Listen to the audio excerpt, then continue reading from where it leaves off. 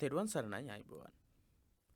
දහම් පාසල් අවසාන විභාග පන්තියේ 9 වෙනි දවසේ බුද්ධ ධර්මයේ සහ පාලි භාෂා පරිචය පොතට අදාළ සාකච්ඡාව සිදු කරන්නට සූදානම් වෙන්නේ. මේ පාඩමට අදාළව පහුගිය ප්‍රශ්න පත්‍රවලදී ප්‍රශ්න ඉදිරිපත් වෙලා තියෙනවා.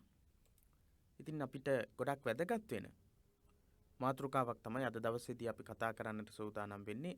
බුද්ධ ධර්මය හා පාලි භාෂා පරිචය කියන පොතේ 5 වෙනි පරිච්ඡේදය. එතකොට පළවෙනි කොටස අදින් අපි අවසන් කරනවා. අපි පාඩම සම්පූර්ණව සාකච්ඡා කරන්නට අදහස් කරනවා. එහෙනම් බුද්ධ ධර්මය හා පාලි භාෂා පරිචය කියන පොතත් ළඟට අරගෙන විශේෂ දේවල් ලියා ගන්න, සටහන් කරගන්න අවශ්‍ය කොලයක්, පෑනක්, පොතක් අරගෙනම අපි සාකච්ඡාවට සම්බන්ධ වෙමු. සාකච්ඡාව ආරම්භ කරමු. අපි මේ සියලුම සාකච්ඡාවන් පවත්වනවා පිරිවෙන දහම් පාසල අපේ YouTube නාලිකාව channel එක, Facebook page එක පිරිවෙන දහම් පාසල කියන නමමයි තියෙන්නේ. ප්‍රධාන සමූහයත් පිරිවෙන දහම් පාසල කියන අපේ ප්‍රධාන සමූහය. මේ අපේ සම්බන්ධතා සමගින් සිදු කරන සියලු දැනුවත් කිරීම සිදු කරන්නේ පිරිවෙන දහම් පාසල කියන ප්‍රධාන සමූහයේ.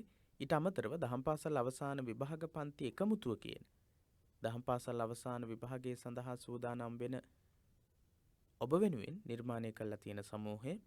මේ සියලුම සමූහ පිටුව ඒ වගේම නාලිකාවත් එක්ක එකතු වෙලා මේ සාකච්ඡාවන් වලට ඔබට සම්බන්ධ වෙන්නට පුළුවන්කම හැකියාව තියෙනවා. අද අපි සාකච්ඡා කරන්නේ බුද්ධ ධර්මය හා පාලි භාෂා පරිචය කියන පොතේ 5 වෙනි පරිච්ඡේදය. පරිච්ඡේද 4ක් අපි සම්පූර්ණ වශයෙන් මේ වෙද්දි කතා කරලා තියෙනවා, සාකච්ඡා කරලා තියෙනවා. මොකක්ද මාතෘකාව? නිර්වාණය කියන මාතෘකාව. නිවන. මොකක්ද නිවන කියන්නේ? නිවන කියන එක ගැන තියෙන විශේෂ ඉගැන්වීම් මොනවද? මේ පාඩම සාකච්ඡා කරලා ඉවර වෙනකොට ඔබට මේ සම්බන්ධව හොඳ දැනුමක්, වැටහීමක් ඇති කරගන්නට පුළුවන්. නිවන කියන්නේ නිවන කියන සංකල්පය. බුදුදහමේ ගැන්වෙන නිවන කියන සංකල්පය කොයි වගේ දෙයක්ද? මොකක්ද මේ නිවන කියලා කියන්න අදහස් කරන්නේ කියලා තේරුම් ගන්නට ඔබට වැදගත් වේවි. නිවන, නිබ්බාන, නිර්වාණ මේ වචන හැම එකක්ම යන පදයෙන්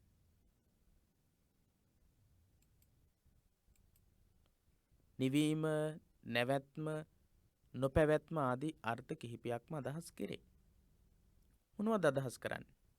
නිවන කියන එකේ අදහස් කිහිපයක් තියෙනවා. නිවීම, නැවැත්ම, නොපැවැත්ම කියන අදහස් හැම එකක්ම තියෙනවා. නිවීම කියන්නේ අන්න ඒකට. නිවීම මොනවද නිවෙන්නේ? අපි බලමු නිවෙන්නේ මොනවද කියලා. නැවැත්ම සසර ගමන් කරන එක, නවතින එක. නොපැවැත්ම සසර තුල නැවත පැවැත්මක් නැහැ. අන්න ඒක තමයි නිවන කියලා කියන්නේ. නිවන, නිබ්බාන, නිර්වාණ කියලාත් කියනවා. නිවීම, නැවැත්ම, නොපැවැත්ම. නිවන හැඳින්වීම සඳහා පාවිච්චි කරන නම් මොනවද? නිවීම, නැවැත්ම, නොපැවැත්ම. පහනෙහි නිවීම ඉන්ද්‍රිය ගෝචර සාධකයකි.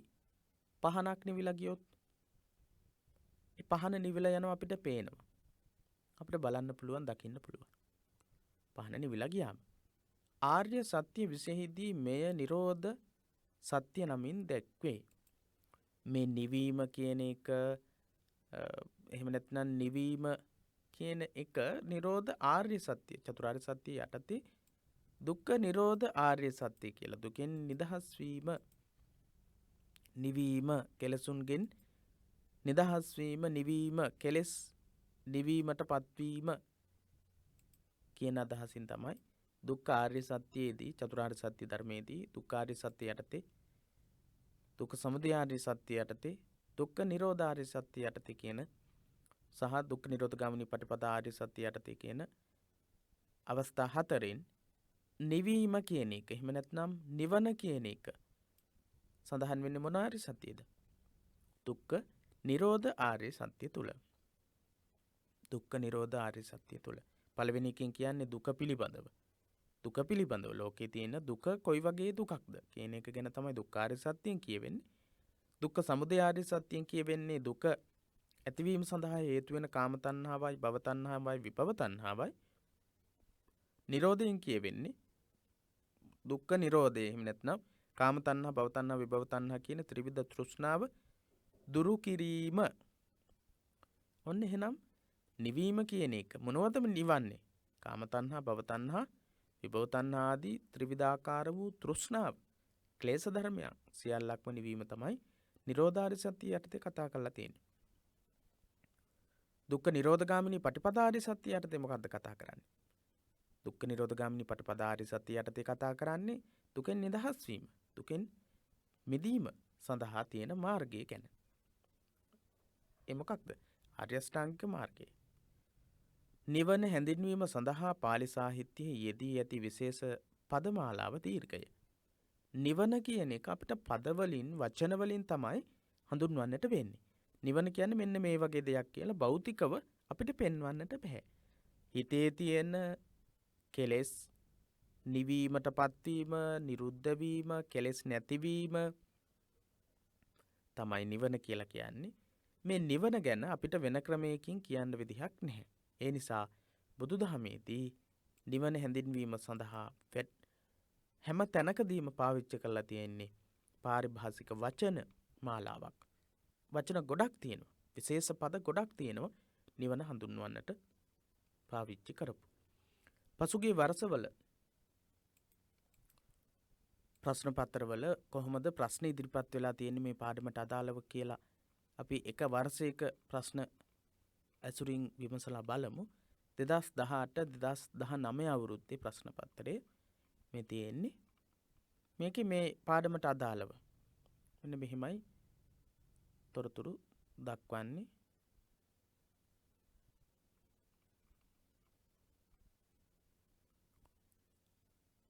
ඔව්.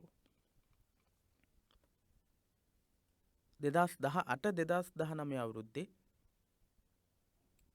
ප්‍රශ්නයක් ඉදිරිපත් වෙලා නැහැ. නිර්වාණය කියන පාඩමට අදාළව ත්‍රිලක්ෂණයේ කර්ම ශක්තිය කියන දේවල් වලට අදාළව තමයි ප්‍රශ්න ඉදිරිපත් වෙලා තියෙන්නේ 2017-2018 අවුරුද්දේ. එහෙනම් 2018-2019 වර්ෂයේදී ප්‍රශ්නයක් ඉදිරිපත් වෙලා නැති එක විශේෂ අවස්ථාවක් විදිහට අපිට කතා කරන්නට පුළුවන්. නිබ්බාන නිවන යන පදයෙන් ඉදිරිපත් කරන අර්ථ තුනක් දක්වන්න. නිවන නිබ්බාන කියන එකෙන් අර්ථවත් කරන අර්ථ තුනක් ඉදිරිපත් කරන්නට කියන ප්‍රශ්නය 2017-2018 අවුරුද්දේ ලබා දෙනවා. නිබ්බාන නිවන යන පදයෙන් ඉදිරිපත් කරන අර්ථ තුනක් දක්වන්න. අපි කතා කරනවා නිවීම, නැවැත්ම, නොපැවැත්ම කියලා අපි පළවෙනියටම කතා කළා. පළවෙනිම වාක්‍යය තිබුණා නිවන කියන්නේ මොකක්ද කියලා. එහෙනම් ඒ කොටසෙන් තමයි මේ ප්‍රශ්නේ හැදෙන්නේ. ලකුණු දෙකක් ලැබෙනවා. නිබ්බාන නිවන යන පදයෙන් ඉදිරිපත් කරන අර්ථ තුනක් දක්වන්නට කියන ප්‍රශ්නය. ඊළඟට ආර්ය සත්‍ය විශේෂෙහිදී නිවන හඳුන්වන නම් ලියා එම සත්‍ය කෙටියෙන් හඳුන්වන්න. ආර්ය සත්‍ය විශේෂෙහිලා නිවන හඳුන්වන ආර්ය සත්‍ය මොකක්ද කියලා අහන්නේ. ආර්ය සත්‍යෙහිලා මම කියලා දුන්නා දුක්ඛ නිරෝධ ආර්ය සත්‍ය කියලා ලකුණු 4ක් ලැබෙනවා. ආර්ය සත්‍ය විශේෂෙහිදී නිවන හඳුන්වන නම ලියලා නිරෝධ ආර්ය සත්‍ය කියලා. ඊළඟට එම සත්‍ය කෙටියෙන් හඳුන්වන්න දුකෙන් නිදහස් වීම සඳහා, දුක නිරුද්ධ කිරීම සඳහා කාම තණ්හා, භව තණ්හා, විභව තණ්හා කියන මේ ත්‍රිවිධාකාර වූ තෘෂ්ණාව නැති කිරීම තමයි නිවන සඳහා හේතු වෙන්නේ. එම ආර්ය සත්‍යයේ දැක්වෙන ආකාරයට. ඊළඟට තුන්වෙනි රෝම ඉලක්කම යටතේ තියෙන ප්‍රශ්නෙට අවධානය යොමු කරන්න.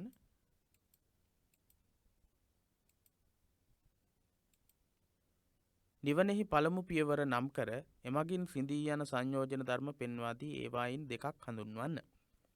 අපි ඊළඟට කතා කරනවා. තාම කතා කළේ නැහැ. මේ ප්‍රශ්නේ සඳහා තියෙන පිළිතුරු තියෙන කොටස නිවනෙහි පළමු පියවර නම් කර පළවෙනි පියවර මොකක්ද කියලා නම් කරන්නට කියනවා. එමගින් සිඳී යන සංයෝජන ධර්ම පෙන්වා දී ඒවායින් දෙකක් හඳුන්වන්නට කියන ප්‍රශ්නේ. ඊළඟට 4 වෙනි රෝම ඉලක්කම යටතේ ලකුණු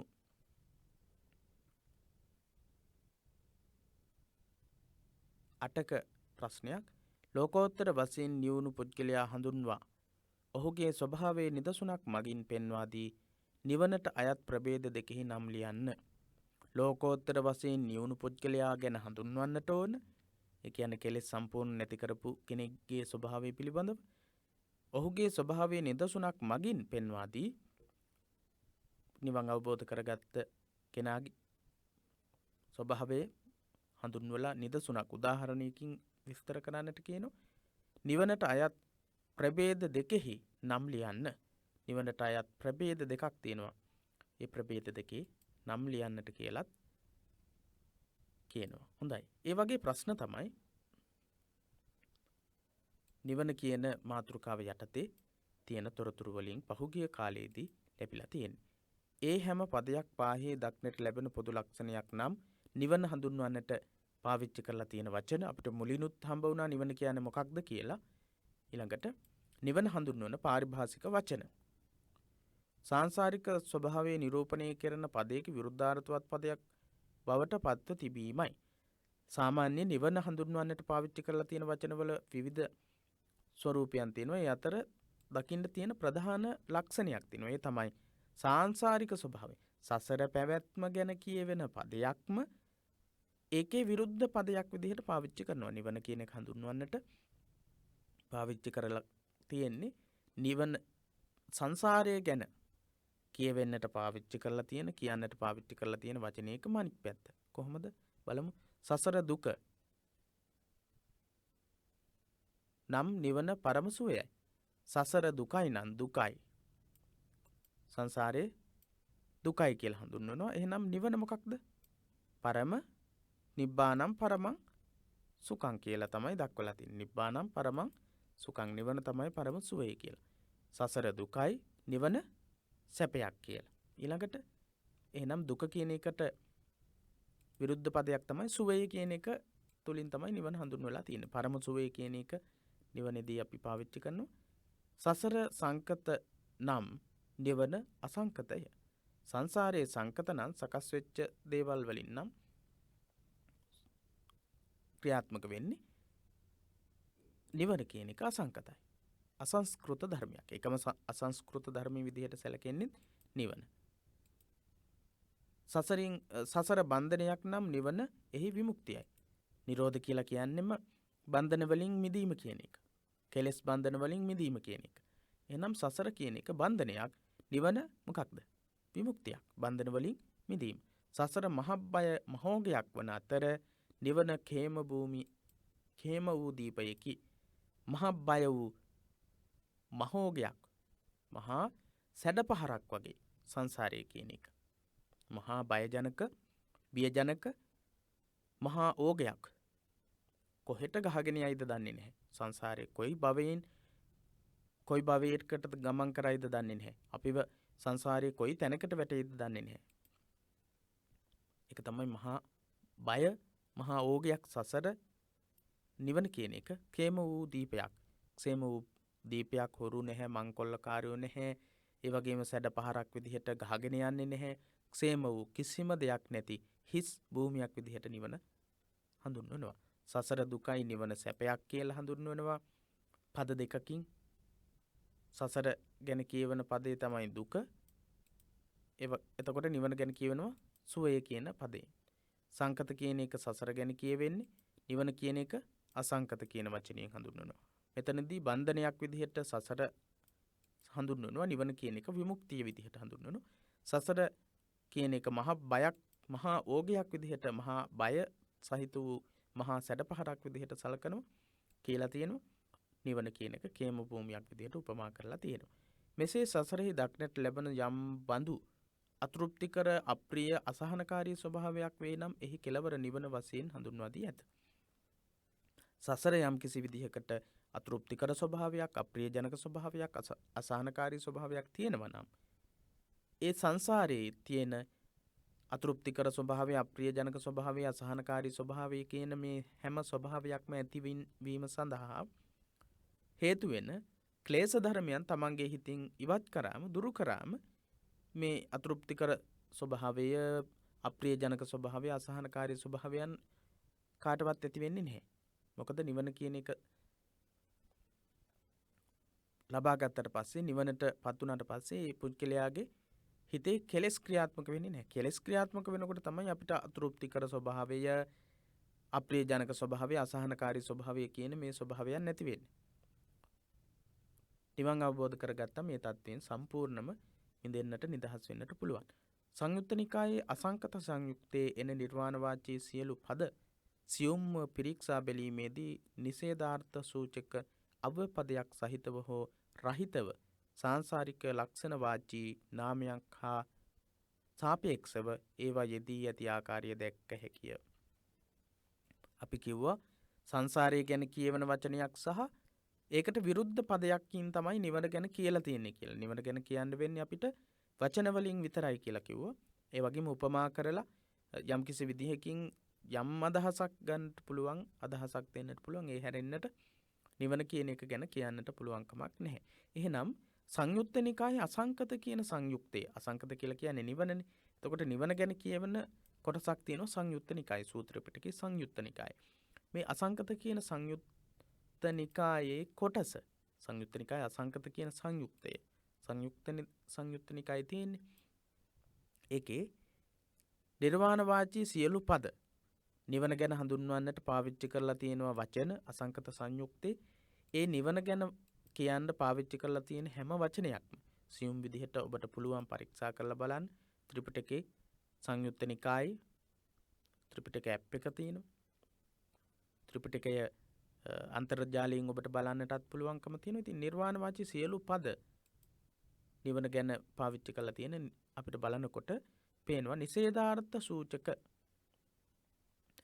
නැත යන සංසාරය ගැන කියවන පදයක නිෂේධාර්ථයේ නැත යන අර්ථයේ කියවෙන අව්‍ය පදයක් සහිතව හෝ රහිතව. අව්‍ය පදයක් කියන්නේ උපසර්ග පදයක් හෝ එහෙම නැත්නම් නිපාත එකතු වෙන්නට පුළුවන්. නිපාතයක් හෝ උපසර්ගයක් හෝ එකතු වෙලා නිෂේධාර්ථ නැත කියන අර්ථයේ ප්‍රකාශ වෙන, අර්ථ ගැන්වෙන අව්‍ය පදයක් සහිතව එහෙම නැත්නම් රහිතව යෙදලා තියෙනවා. සාංසාරික ලක්ෂණ වාචී නාමයක් හා සාපේක්ෂව ඒවා යෙදී ඇති ආකාරය දක්ක හැකියි. සාංසාරික ලක්ෂණ වාචී පදයක් එක්ක තමයි මේ පද යෙදලා තියෙන්නේ. මරණයෙන් මරණය සත්වයාගේ අවසානයේ සිදුවේ.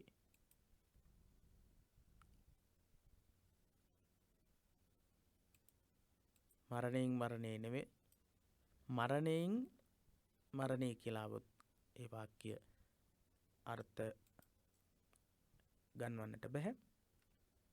වචනයක් වැඩියෙන් ඇවිල්ලා තියෙනවා. මරණයෙන් සත්වයාගේ අවසානයේ සිදුවේ. ඉන් ඔබෙහි නැවත ඉපදීමක් නැත යනුවෙන් පැවසෙන උච්ඡේදවාදී සංකල්පයක් නොවේ. නිවන කියන්නේ මොකක්ද?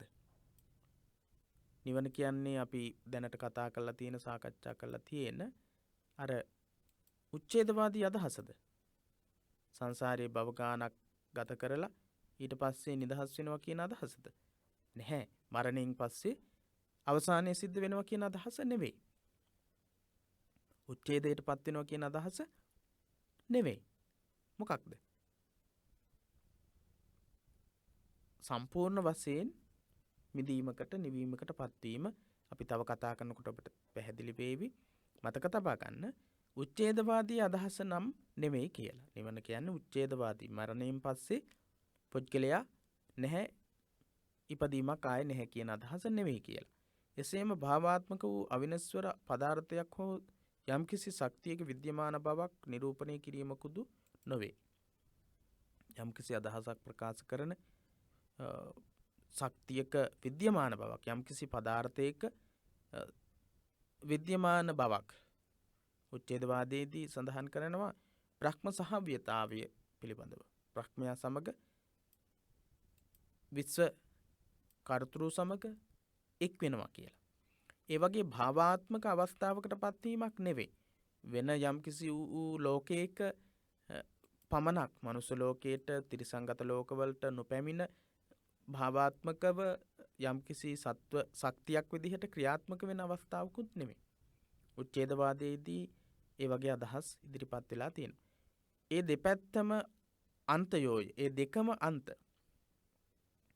සාස්වතවාදය සහ උච්ඡේදවාදය කියන මේ දෙකම අන්තයන්. උච්ඡේදවාදය කියලා කියන්නේ මරණයෙන් පස්සේ ආයේ කිසිසේත්ම නැහැ කියන එක. සාස්වතවාදයේදී ඉගැන්වෙනවා බ්‍රහ්ම සහභ්‍යතාවයට පත් වෙලා බ්‍රහ්මයා සමග සදාකාලිකව සිටින අදහසකුත් තියෙනවා. ඒ වගේ අදහස් කිහිපයක් තියෙනවා. ඔබ කෙටියෙන් මතක තියාගන්නට ඕන මොකක්ද? නිවන කියන්නේ සාස්වතවාදයේ උගන්වන දේවත් උච්ඡේදවාදයේදී උගන්වන දේවත් නෙමෙයි කියන එක. එකී නාස්තික හා ආස්තික දෘෂ්ටිගතයන් වෙත නැඹුරු නොවී මධ්‍යම මාර්ගයකින් ලබන අවබෝධයේ බෞද්ධ නිර්වාණය. නාස්තික ආස්තික. නාස්තික කියලා කියන්නේ උච්ඡේදවාදයේ, ආස්තික කියලා කියන්නේ සාස්වතවාදයේ. සදාකාලිකව ඉන්නවා කියන එක. ඒ වගේ අදහස් මේ අදහස් දෙකෙන්ම තොර අදහසක් තමයි නිවන කියන්නේ. දෘෂ්ටිගතයන් වෙත නැඹුරු නොවී මධ්‍යම මාර්ගයකින්. මධ්‍යම මාර්ගයකින් කියලා කියන්නේ පටිච්ච සමුප්පන්න ධර්මයට අනුව ලෝකේ ක්‍රියාත්මක වෙන ස්වභාවයේ තේරුම් අර ගැනීම තුලින් අවබෝධ කරගන්න අවස්ථාව තමයි නිර්වාණය කියලා කියන්නේ. නිවීම පිළිබඳව ලෝකෝත්තර වශයෙන් මෙන්ම ලෞකික වශයෙන්ද සඳහන් කෙරෙන තැන් බෞද්ධ සාහිත්‍යයේ විද්‍යමාන වේ. නිවීම පිළිබඳව ලෝකෝත්තර වශයෙන් උත් ලෞකික වශයෙන් උත් සඳහන් වෙන අවස්ථාවන් තියෙනවා. නිවීම කියන එක අපි දැන් මෙච්චර වෙලා කතා කළේ නිර්වාණය නිවීම කියන එකනේ. එතකොට මේ නිවීම කියන එක අවස්ථා දෙකකදී අපිට කතා කරන්න පුළුවන්. නිවීමේ අවස්ථා දෙකක් තියෙනවා. එකක් මොකක්ද? ලෝකෝත්තර අවස්ථාව. ඒ කියන්නේ අපි ලබන කෙලෙස් සම්පූර්ණ නැති කරලා ලබන නිවන. ඊළඟට ලෞකික නිවීමකුත් තියෙනවා. ලෞකිකව ලබන නිවීමක් තියෙනවා. ඒ නිවීමත් බුදුදහමේදී සාකච්ඡා කරලා තියෙනවා. කිසාගෞතමිය ඒ අවස්ථා දෙක අපි පැහැදිලි කරගමු. කිසාගෞතමී සිදුහත් කුමරුන් දෙස බලා එම හැඩරුව අනුව ඔහුගේ මවත් පියාත් බිරියත් නිවුණු නිබ්බුත අය විය යුතු යයි ප්‍රකාශ කළායි. නිබ්බුත පද. නිබ්බුතානූන සාමාතා, නිබ්බුතානූන සෝපිතා, නිබ්බුතානූන සානාරී යස්සානං ඊදි සෝපති කියන ගාථාවෙන් අපි පුංචි කාලේ ඉගෙනගෙන තියෙන නිබ්බුත පද. ඒකෙන් කියනවා ඒකාන්තයෙන්ම මේ වගේ ස්වාමියෙක් ලද බිරිඳක් මේ වගේ දරුවෙක් ලබාගත්ත අම්මා කෙනෙක් තාත්තා කෙනෙක් නිවීමට පත් වෙනවා කියලා. ශෝකයෙන් හඬමින් වැළපෙමින් සිටි අයෙක් බුද්ධිමතකුගේ අනුශාසනයක් අසා මෙනෙහි කිරීමෙන් තමා සිසිල් වූ බව සීති භූත නිවුණු බව නිබ්බුත ඒ මොහොතෙහි ප්‍රකාශ කරයි. කාට හරි ගොඩක් ලොකු දුකක් කනගාටුවක් ඇති වෙනවා. ඔබ කියලා හිතන්න. මොකක් හරි අම්මගෙන් තාත්තගෙන් බැනුම් අහලා දඬුවමක් ලැබලා එහෙම නැත්නම් යාළුවෙක්ගෙන් මොකක් හරි හිරිහැරයක් කරදරයක් වෙලා එහෙම ඉන්නවා. ඒ වෙලාවේදී ගොඩක්ම හිතට කම්පාවක් ඇති වෙලා තියෙන. දුකක් ඇති වෙලා තියෙන. ඒ වෙලාවේ යාළුවෙක් කවුරු හරි ඇවිල්ලා හාමුදුරුවන් වහන්සේ නමක් වෙන්න පුළුවන්. එහෙම නැත්නම් වෙන කවුරු හරි වැඩිහිටියෙක් වෙන්න පුළුවන්, ගුරුවරයෙක් වෙන්න පුළුවන්. එහෙම නැත්නම් ඔබ මොකක් හරි ගැටලුවකටපත් වෙලා ඉන්න වෙලාවේ ඔබේ අම්මා තාත්තා වෙන්න පුළුවන් කියලා දෙනවා. පුතේ මෙන්න මෙහෙමයි කියලා දුන්නම ඇත්තටම ඒ ගැන ඔබ කල්පනා කළාට පස්සේ ඒ ගැටලුවෙන් ඒ ප්‍රශ්نين ඔබ නිදහස් වෙනවා. ඔබ සැහැල්ලුවකටපත් වෙනවා. මොකද වෙන්නේ? ඒ වෙලාවේදී ඔබේ හිත ගොඩාක් ලොකු සැනසීමකට, ගොඩාක් ලොකු සතුටකටපත් වෙනවා. අන්න ඒක ලෞකිකව, తాවකාලිකව ලබන නිවනක්. ඔබ ගොඩාක් ලොකු කුසගින්නකින් ඉන්නවා. හොඳට ඔබට ආහාරයක් ලැබෙනවා. ඔබ සැනසීමටපත් වෙනවද නැද්ද? සැනසීමටපත් වෙනවා. දරුණු කුසගින්නකින් හිටියට පස්සේ ආහාරයක් ලබා ගත්තම ඔබ සැනසීමකටපත් වෙනවා. ඔබට අම්මා තාත්තා යම්කිසි ඇඳුමක් පැළඳුමක් ගෙනල්ලා දෙනවා. ඔබ කැමති වෙන දෙයක් ගෙනල්ලා දෙනවා. එතකොට ඔබට මොකද වෙන්නේ? ඔබේ හිතට මොකද වෙන්නේ? ගොඩක් ලොකු සැනසීමක් ලැබෙනවා. මොකක්ද මේ? ඒත් ලෞකික සැනසීම. ලෞකික වශයෙන් නාමකායෙහි తాවකාලික වශයෙන් ඇතිවන සැනසිලි සහගත බව මෙයින් නිරූපණය කෙරේ. ඒ වගේම කියවෙන්නේ නාමකාය. අපිට තියෙන්නේ කයේ ස්වභාවයන් දෙකක් තියෙනවා. අපිට ස්වභාවයන් දෙකක් තියෙනවා. නාම රූප. එකක් නාමකාය, එකක් රූපකාය. නාමකාය කියලා කියන්නේ මානසික ස්වභාවයන්. සතුට, දුක මේ ඔක්කොම තැම්පත් වෙලා තියෙන කාය තමයි නාමකාය කියලා කියන්නේ. එහෙනම් මේ නාමකාය තුල තමයි අපි අර සඳහන් කරපු විදිහට ඒ අවස්ථාවලදී ඔබට සතුට ඇති වෙන්නේ. යම්කිසි වේදනාවක් දුකක් ඇති වුණොත් ඒත් ඒ නාමකාය තුල තමයි ඇති වෙන්නේ. එහෙනම් తాවකාලිකව ලෞකිකව ලබා ගන්න නිවීම එතනදී తాවකාලික නිවනක් වෙනවා. බෞද්ධ නිර්වාණය වනාහි ලෝකෝත්තර වශයෙන් ලබන අවබෝධය මුල් කොටගත් නිවීමයි. බෞද්ධ ඉගැන්වීමට අනුව ලෝකෝත්තර වශයෙන් ලබන අවබෝධය තමයි නිවන කියලා කියන්නේ. తాවකාලිකව ලබන සැනසීම නිවීම නෙවෙයි නිවන කියලා කියන්නේ. ලෝකෝත්තර වශයෙන් ලෝක උත්තර ලෝකයෙන් එතර වෙච්ච ලෝකයට අයිති නැහැ. ලෞකික කියලා කියන්නේ ලෝකයට අයිති කියන එක. ලෝකේ නැවත නැවත ඉපදෙන්න පුළුවන් කියන එක. ලෝකේ නැවත නැවත ඉපදෙන්න පුළුවන් කෙලෙස් වලින් යුක්තයි කියන එක. එතකොට ඒ තත්වෙන් එතර වුණාම ලෝකයට අයිති නැති කෙනෙක් වුණාම ලෝකේ නැවත ඇලිලා ගැලිලා සාංශාරිකව ගමන් කරන්නේ නැති කෙනෙක් බවට පත් වුණා කියන එක තමයි ලෝකෝත්තර කියන එකෙන් අදහස් කරන්නේ. එහෙනම් ලෝකෝත්තර වශයෙන් ලබන අවබෝධයට තමයි බුදුදහමේ නිවන කියලා කියන්නේ. නිතර බෞද්ධයා විසින් හදානු ලබන රතන සූත්‍රයෙන් ඉතා සරල නිදසුනක් උපුටාගත හැකිය. නිවන ගැන සරල උපමාවක් ලබා ගන්න පුළුවන්. නුවණැත්තා පියවරින් පියවර මගඵල ලැබමින් නිවන කරා ළඟා වන ආකාරය සංඝරත්නයේ ආදර්ශ කොටගෙන එහි විවරණය කෙරේ. පියවරෙන් පියවර රතන සූත්‍රයේදී නිවන ලබන ආකාරය මහා සංඝරත්නයේ නිවන් අවබෝධ කරගන්න ආකාරය ලස්සනට පිළිවෙලට දේශනා කරලා තියෙනවා රතන සූත්‍ර දේශනාවේදී. පළවෙනියටම සඳහන් වෙනවා නිවන ගැන මහා සංඝරත්නයේ නිවනට පත්වීම පියවර දක්වලා තියෙන ගාථාවන් මම සාමාන්‍ය විදිහට ඔබට මතක් කරගෙන යන්නම්. රතන සූත්‍ර දේශනාව පිළිත් පොතක් තියෙනවා නම් නිවසේ තියෙනවා නම් ඒකත් පෙරලලා බලන්නට පුළුවන් ඔබට. යේ අරිය සච්චානි විභාවයන්ති ගම්භීර පඤ්ඤේන සුදේසිතානි කිංචාපිතේ හොಂತಿ බුසප්පමත්තා නතේ භවං අට්ඨමං ආදියන්ති. නතේ භවං අට්ඨමං ආදියන්ති ඉදම්පි සංඝේ රතනං පනීතං ඒතේන සච්චේන සුවත්ති හෝතු කියන නවවෙනි ගාථාව.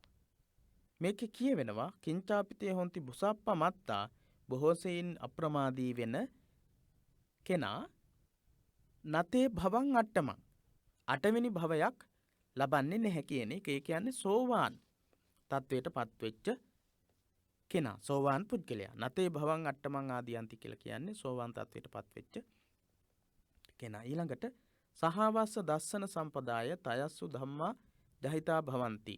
සක්කාය දිට්ඨි විචිකිච්ඡිතංච සීලබ්බතං වාපි යදත්ති කිංචි චතුහපායේහිච විප්පමුත්තෝ චචාබි තහනානි අබබ්බෝ කාතුං ඉදම්පි සංඝේ රතනම් පනීතං ඒතේන සච්චේන සුවති හොතු. ඊළඟ ගාථාවෙන් කියවෙනවා සහවස්ස දස්සන සම්පදාය තයසු ධම්මා ජහිතා භවಂತಿ. ධර්මයන් තුනක් දුරු වෙනවලු. මොනවද? සක්කාය දිට්ඨිය, විචිකිච්ඡිතංච විචිකිච්ඡාව, සීලබ්බතං වාපි සීලබ්බත පරාමාස කියන තුන. චතුහපායේහිච විප්පමුත්තෝ සතර අපායනුත් මිදෙනවලු කියලයි ඒ ගාථාවේ සඳහන් වෙන්නේ. එහෙනම් දස සංයෝජන ධර්ම අපි ඊළඟට කතා කරන කොටස ඒ දස සංයෝජන ධර්ම වලින් තුනක් දුරු වෙනවලු සෝවාන් තත්වයට පත් වුණාට පස්සේ. ඊළඟට සඳහන් කරනවා කිංචාපිසෝ කම්මං කරෝති පාපකං කායන වාචා උද චේතසාවා. ඒ වගේ තත්වයට පත්වෙච්ච කෙනෙක් යම්කිසි කර්මයක් සිද්ධ කරන්නේ නැතිලු කායන වාචා උද චේතසාවා. කයෙන් වචනෙන් හෝ සිතින්. අබබ්බෝසෝ තස්ස පටිච්චාදාය අබබ්බතා දිට්ඨ පදස්ස උත්තා. අබබ්බෝ සෝ තස්ස පටිච්චාදාය. ධර්මයන් වහන්නට එහෙම නැත්නම් වැරදි කරන්නට රහස් සිදු කරන්නට පෙළඹෙන්නේ නැහැ කියන එක. ඊළඟට වනප්පගුම්බේ යතහපොස්සිතග්ගේ ගිම්මාන මාසි පටමස්මින් ගිම්මේ තතූපමන් ධම්මවරං අදේසයි නිබ්බානගාමින් පරමංහිතාය. ඔව් ඒක බුද්ධ රත්නයේ ගුණ ගැන කියවෙන කොටස. එහෙනම් අපි අර කතා කරපු ගාථා ධර්ම වලින් කියවෙනවා නිර්වාණගාමී මාර්ගයේ ගමන් කරන පුද්ගලයන් විසින් නැති කරන කෙලෙස් ධර්ම කොහොමද නැති වෙන්නේ කියලා. සෝතාපට්ටි ඵලය පළවෙනි පියවර විදිහට අපි කතා කරපු කොටසේ තිබුණා.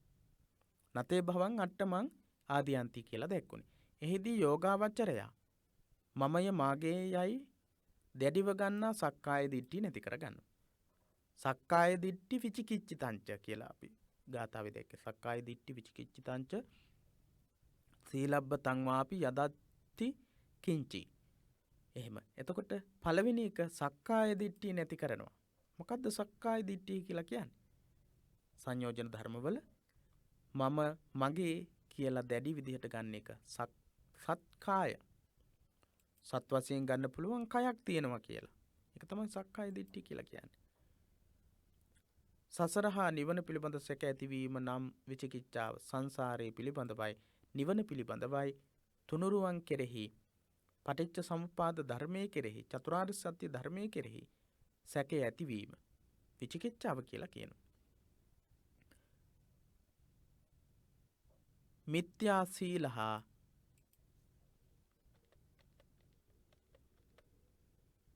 ව්‍රත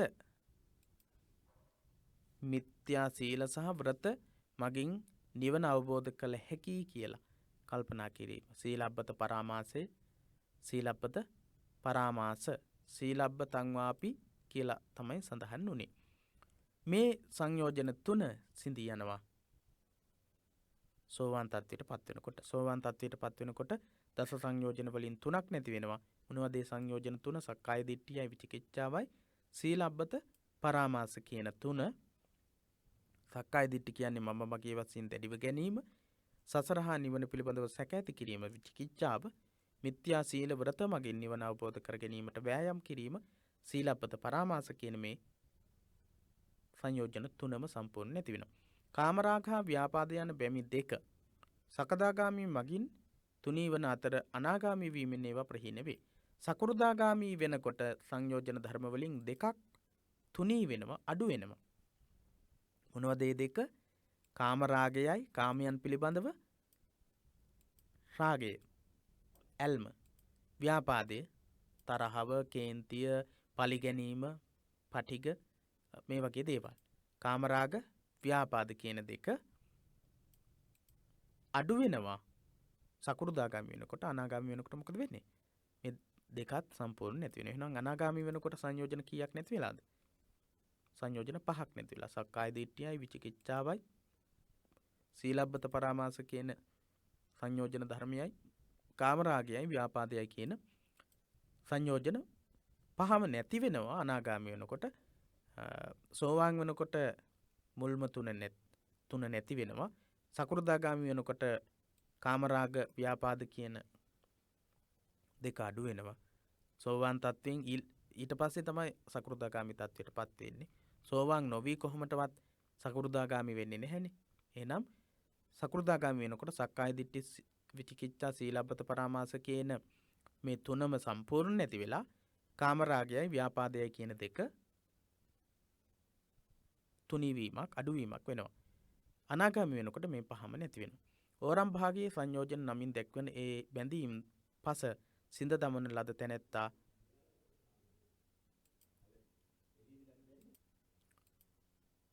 මේ සංයෝජන පහ ඕරම් භාගීය සංයෝජන විදිහට තමයි හැඳින්වෙන්නේ. විභාගයේදී අපෙන් අහන්නට පුළුවන් ඕරම් භාගීය සංයෝජන මොනවද කියලා. ඕරම් භාගීය සංයෝජන නැති වෙනකොට කොයි වගේ තත්වයකටදපත් වෙන්නේ කියලා අපෙන් අහන්න පුළුවන්. අනාගාමී තත්වය දක්වා පත් වෙනවා කියලා කියන්නට පුළුවන්. ඒ වගේම සෝවාන් වෙනකොට නැති වෙන සංයෝජන ධර්ම තුන මොනවද කියලා දැනගන්නට වෙනවා. ඒ වගේම සකෘදාගාමී වෙනකොට තුනී වෙන අඩු වෙන සංයෝජන ධර්ම දෙක මොනවද කියලා අපිට කියන්නට වෙනවා. අනාගාමී වෙනකොට දුරු වෙන සංයෝජන ධර්ම හඳුන්වන නම මොකක්ද කියලා අහන්නටත් පුළුවන්. ඒ සංයෝජන ධර්ම පහටම කියනවා ඕරම් භාගීය සංයෝජන කියලා. සංයෝජන වල කොටස් දෙකක් තියෙනවා. ඕරම් භාගීය සහ උද්දම් භාගීය කියලා කොටස් දෙකක්. ඕරම් භාගීය කියලා කියන්නේ පළවෙනි සංයෝජන පහ. ඊළඟ සංයෝජන පහට තමයි කියන්නේ උද්දම් භාගීය සංයෝජන පහ කියලා. ඕරම් භාගීය සංයෝජන නමින් දැක්වෙන ඒ බැඳීම් පස සිඳ දමන ලද තැනැත්තා සම්බෝධිය ආසන්නයෙහිම සිටින්නකි. ඕරම් භාගීය සංයෝජන නැති කරන දුරු කරන පුද්ගලයා නිවනට ලංවෙච්ච සමීප වෙච්ච කෙනෙක්. කෙලෙස් සෑහෙන දුරට දුරු කරපු කෙනෙක්. සංයෝජන ධර්ම පහක් නැති කරලා තියෙනවා. ඒ වගේම අනාගාමී තත්වයට පත් වෙලා තියෙනවා. උද්දම් භාගීය සංයෝජන නම් වූ රූපරාග අරූපරාග මාන උද්දච්ච අවිච්ඡා. උද්දම් භාගීය සංයෝජන මොනවද? රූපරාග අරූපරාග මාන උද්දච්ච අවිච්ඡා කියන සංයෝජන ධර්ම. රූපරාග රූපයන් පිළිබඳව රාගය, අරූපී ලෝකයන් වල ඉපදීමට අරූප ලෝකවල ඉන්න අයට ඇතිවෙන අරූප පිළිබඳව රාගය, මානය, උද්දච්ච අවිච්ඡා. උඩඟු බව කියන එක සිතේ සහ සිතුවිලි වල නොසන්සුන්කම උද්දච්ච කියලා කියන්නේ. අවිච්ඡා විද්‍යාව නොදැනීම, අනවබෝධය, චතුරාර්ය සත්‍ය ධර්මයේ පිළිබඳව ත්‍රිලක්ෂණයේ පිළිබඳව නොවැටහීම තමයි අවිද්‍යාව කියලා කියන්නේ. එහෙනම් උද්දම් භාගීය සංයෝජන නම් වූ රූපරාග අරූපරාග මාන උද්දච්ච අවිච්ඡා යන බැමි සිඳ දැමීමෙන් හෙතම සියලු ආශ්‍රව ධර්මයන් සේ කරන ලද්දක බවට පත් වේ. අනාගාමී තත්වයට පත් වෙනකොට නැති වෙච්ච ධර්මයන් වලට අනුව සංයෝජන ධර්ම වලට අමතරව මේ සංයෝජන පහත් නැති වෙනවා. එතකොට තමයි නිවනට නිර්වාණයට පත් වුණා කියලා කියන්නේ. ඒ සමගම Taman පෙර විසූ ආත්ම භාවයන් පිළිබඳ දැනීමද මොකක්ද? පුබ්බේ නිවාසා නුස්සති ඥානය. පෙර ආත්මයන් Taman පෙර හිටපු ආත්මයන් ගැන කියන්නට පුළුවන් හැකියාව පුබ්බේ නිවාසා නුස්සති ඥානය කියන ඥානය. ඒ කියන්නේ ත්‍රිවිද්‍යා ඥාන වලින් පළවෙනි එක පෙර විසූ ආත්ම භාවයන් පිළිබඳ කීමේ හැකියාව පුබ්බේ නිවාසා නුස්සති ඥානය ඇති වෙනවා. ඊළඟට දිවස් ලැබීම කියන එක ඒක දිබ්බ චක්කු ඥානයේ විදිහටත් හැඳින්වෙනවා. එහෙම නැත්නම් ඒකම තමයි චතුූපපාත ඥානයේ විදිහට හැඳින්වෙන්නේ. දෙවෙනි එක. ත්‍රිවිද්‍යාවල දෙවෙනි ඥානය. ඊළඟට Taman විසින් සියලු කෙලෙස් නැති කරන ලද බව දන්නා ආසවක්ඛය ඥානය. ආසවක්ඛය ඥානය. මොනවද ත්‍රිවිද්‍යාව එහෙනම්? පුබ්බේ නිවාසානුස්සති ඥානය, පෙර විසූ ආත්ම භාවයන් පිළිබඳ දැනීම, දිවස් ඇති බව කියලා කියන්නේ දිබ්බ චක්කු ඥානය. එහෙම නැත්නම් ඒකටම තමයි චතුූපපාත ඥානය කියලා කියන්නේ. ඊළඟ ඥානය මොකක්ද? ආසවක්ඛය ඥානය. Taman විසින් සියලුම ක්ලේශ ධර්මයන් නැති කළා කියලා අවබෝධ කරගන්නට හැකියාව ලැබීම. ඒ ත්‍රිවිද්‍යා ඥාන තුනත් පහළ කරගන්නව නිවනට පත් වෙන කෙනා. දස සංයෝජන උද්දම් භාගීය, ඕරම් භාගීය සහ උද්දම් භාගීය කියන සංයෝජන ධර්ම සියල්ලක්ම නැති කරනවා. ඊළඟට පුබ්බේ නිවාසානුස්සති ඥානෙ, චතුූපපාත ඥානෙ, ආසවක්ඛය ඥානෙ කියන ඥානයන් තුනම පහළ කරගන්නවා. එතකොට තමයි නිවනට පත් වෙන්නේ. එවන් තැනැත්තා නිවන ප්‍රත්‍යක්ෂ කරගත් රහතන් වහන්සේ නමින් හැඳින්වේ. රහතන් වහන්සේ කියන්නේ කවුද එතකොට? ඕරම් භාගීය සහ උද්දම් භාගීය කියන සංයෝජන ධර්ම සියල්ලක්ම නැති කරපු. ඒ වගේම පුබ්බේ නිවාසානුස්සති ඥානෙ, චතුූපපාත ඥානෙ, ආසවක්ඛය ඥානෙ කියන ඥානයන් තුනම පහළ කරගත්ත කෙනෙක්. නිවන යනු දහම් ඇසයි. විද්‍යාවයි, ප්‍රඥාවයි, ආලෝකයයි, සත්වයා හා ලෝකයේ පිළිබඳ යථාභූත ඥාන දර්ශනයයි. නිවන කියලා කියන්නේ මොකක්ද එහෙනම්? විද්‍යාව පහළ කර ගැනීම. අනිත්‍ය, දුක්ඛ, අනාත්ම ආදී ලක්ෂණ වලට ලෝකේ පත් වෙනවා කියලා දැන ගැනීම. ලෝකය දුකින් යුක්තයි කියලා දැනගන්න එක. ස්ථිර නැහැ කියලා, මම මගේ කියලා ගන්න දෙයක් නැහැ කියලා තේරුම් ගන්න එකට තමයි නිවන කියලා කියන්නේ. කුසල් හෝ අකුසල් වලට එහි ඉඩක් නැත. කුසල් අකුසල් කියන දෙකම නිවන ලබා ගත්තට පස්සේ ආයි ඉතිරි වෙන්නේ නැහැ. ඒවා සත්වයා සසරට ඇදගෙන යන උපකරණ හේයිනි. කුසල් අකුසල් කියලා කියන්නේ සසර ඇදගෙන යන්න හේතු වෙන දේවල්. පුඤ්ඤාභි සංඛාර අපුඤ්ඤාභි සංඛාර විදිහට තමයි සලකලා තියෙන්නේ. පුඤ්ඤාභි සංඛාර අපුඤ්ඤාභි සංඛාර විදිහට පටිච්ච සමුප්පාදයේදී උගන්වනවා සංඛාර කියලා. කුසල් අකුසල්. ඒවා සසරට එක්කෝ සුගතිවල එක්කෝ දුගතිවල ඉපදෙන්න හේතු වෙනවා කුසල් අකුසල්. නිවන ලබා ගත්ත කෙනාට කුසල් අකුසල් කියන දෙකම නැහැ. ඒ නිසා තමයි අපි ඊළඟ කොටසෙදී කතා කරනවා කිරිය සිත් කියන කොටසේදී රහතන් වහන්සේලාට කර්ම ශක්තියින් සහිත ක්‍රියාවන් සිද්ධ වෙන්නේ නැහැ. ක්‍රියා මාත්‍ර පමණයි සිද්ධ වෙන්නේ. නිවන අවබෝධ කළ පුද්ගලයා කුසල් නොකරයි අකුසල් ගැන කිව යුත්තක්ම නැත. කුසල් කරන්නේ නැහැ අකුසල් කරන්නෙම නැහැ. එහෙත් අතීත කුසල අකුසල කර්මයන්හි විපාක වලදයි. අතීත කුසල අකුසල කර්මයන් රහතන් වහන්සේ නමකට උනත් ඵල දෙන්න විපාක දෙන්න පුළුවන්. සීවලී මහ රහතන් වහන්සේ අතීතයේ කරපු කුසල කර්මයක විපාක හැටියට තමයි උන්වහන්සේට ප්‍රත්‍ය ලැබුණේ. දානය කිසිම දවසක වැරදුනේ නැහැ කියලා තමයි සඳහන් වෙන්නේ. එහෙනම් මේ අතීතයේදී කරලා තිබුණු කුසල කර්ම ඒ ආත්ම භාවයේදී කරපු කුසල කර්මයක් නෙවෙයි. සංසාරයේදී එක්තරා ආත්ම භාවයකදී කරලා තිබුණු කුසල කර්ම. මොගලන් මහ රහතන් වහන්සේගේ චරිත කතාව ඒට නිදසුන් වශයෙන් සිහිපත් කළ හැකියි. අකුසල් විපාක දුන්නු අවස්ථාවක් තමන්ගේ මවට සහ පියාට තමන්ගේ බිරිඳගේ කීමානුව වදදීම හේතුවෙන් ඒ කරගත් අකුසල කර්මයේ ආනන්තරීය පාප කර්මයේ අකුසල කර්මයේ විපාකයේ හැටියට තමයි මොගලන් මහ රහතන් වහන්සේට රහත් භාවයට පත් වෙලා හිටියත් හොර කල්ලියක් විසින් පහර දීලා උන්වහන්සේ අපහසුතාවයට පත් වුණේ. ඒ විදිහට රහතන් වහන්සේලාට පවා කුසල ශක්තියින් අකුසල ශක්තියින් විපාක දෙන්නට පුළුවන්කම තියෙනවා. මේ පංචස්කන්ධයේ තිබෙන තාක්කල්. විවහාරික ලෝකයේදී රූප වේදනා සංඥා සංඛාර විඥාන කියලා අපි පහක් ගැන කතා කරනවා. යන ස්කන්ධ පස එක්වීම පුද්ගලයා නමින් හැඳින්වෙන අතර නිවන් අවබෝධ කර ගනුයේ ඒ පුද්ගලයාය. නිවන් අවබෝධ කරගන්නේ මෙන්න මේ කියන පුද්ගලයා.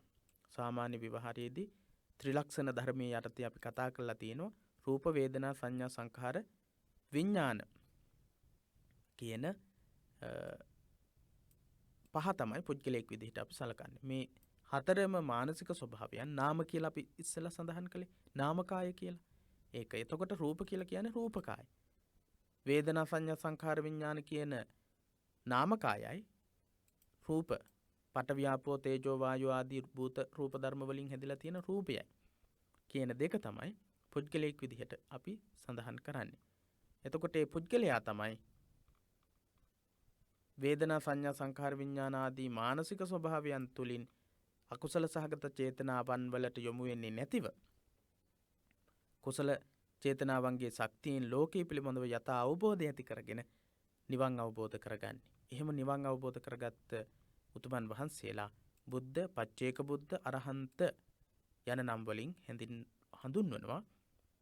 පූර්ණ වශයෙන් නිවනට පත්වෙච්ච උතුමන් වහන්සේලා තමයි බුදුරජාණන් වහන්සේලා, පසේ බුදුරජාණන් වහන්සේලා, මහරහතන් වහන්සේලා විදිහට අපි සලකනු ලබන්නේ. තුන්තරා බෝධි විදිහටත් මේ අවස්ථා තුන අපි ඉගෙනගෙන තියෙනවා. තුන්තරා බෝධිය.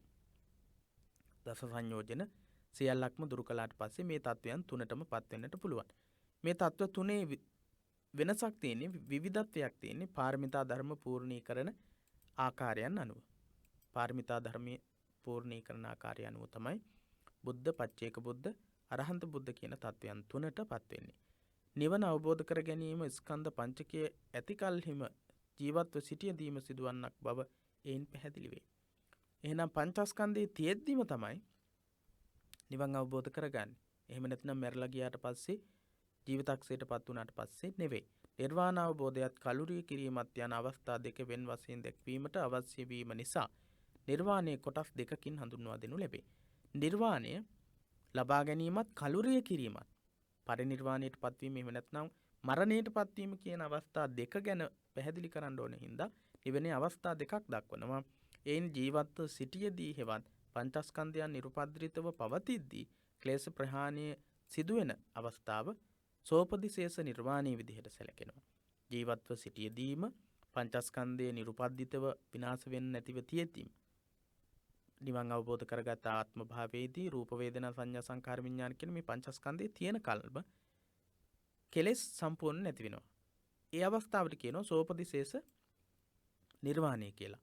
ස්කන්ධයන් නැවත ඇති නොවන අයුරින් විනාශ වීම හේවත් කලුරිය කිරීම නිරුපදිශේෂ එහෙම නැත්නම් අනුපාදිශේෂ නිබ්බාන ධාතුව කියලා හඳුන්වනවා. එහෙනම් නිවනේ අවස්ථා දෙක මොනවද? අපිට ප්‍රශ්නයක් තිබුණා. සෝපදිශේෂ නිර්වාණය සහ අනුපදිශේෂ නිර්වාණය එහෙම නැත්නම් නිරුපදිශේෂ නිර්වාණය කියලා.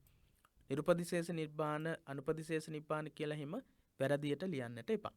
සෝපදිශේෂ නිර්වාණය සහ අනුපදිශේෂ නිර්වාණය කියලා මතක තබා ගන්න ඔබට පහසුවක් වේවි. මේ වනාහි කාලීන වශයෙන් පහළවන්නා වූ ගැටලු විසඳා ගැනීම සඳහා අවස්ථානුකූලව යොදාගෙන ඇති විවරණයක් බව සඳහන් කළ හැකියි. මේ කාලානුරූපීව යම් යම් ගැටලු මතුවෙනවා නිවන කියන්නේ මොකක්ද කියලා. ඒ නිවන ගැන යම්කිසි අදහසක් විවරණයක් ඇති කරගන්නට තමයි මේ විදිහේ විවරණයක් ඉදිරිපත් කළේ. හොඳයි. ඔබට පැහැදිලි වෙන්නට ඇති, අවබෝධ වෙන්නට ඇති නිවන කියන්නේ මොකක්ද කියන එක සම්බන්ධව. එහෙමනම් ඊළඟ දවසේ හෙට දවසේදී අපි සාකච්ඡා කරන්න බලාපොරොත්තු වෙනවා ශාසන ඉතිහාසයේ පොතට අදාළ පාඩමක්. අඟහරුවාදා දවසේ අපි කතා කළේ උදෑසන කාලයේ 9ට බුද්ධ ධර්මය හා පාලි භාෂා පරිචය කියන පොතට අදාළ තොරතුරු ඒ වගේම ප්‍රශ්න පත්‍රවල තිබුණු ප්‍රශ්න කෙරෙහිත් අපි අවධානය යොමු කළා. එහෙමනම් ඊළඟ දවසේ අඟහරුවාදා දවසේදී බුද්ධ ධර්මය හා පාලි භාෂා පරිචය කියන පොතේ දෙවැනි කොටස යටතේ තියෙන අභිධර්මයේ කොටස් සාකච්ඡා කිරීම ආරම්භ කරනවා. එහෙමනම් ඒ පාඩම් වලින් හමු වීමේ බලාපොරොත්තුවෙන් මේ පාඩමෙන් සමුගන්නවා. ඔබට තෙරුවන් සරණ ප්‍රාර්ථනා කරමින්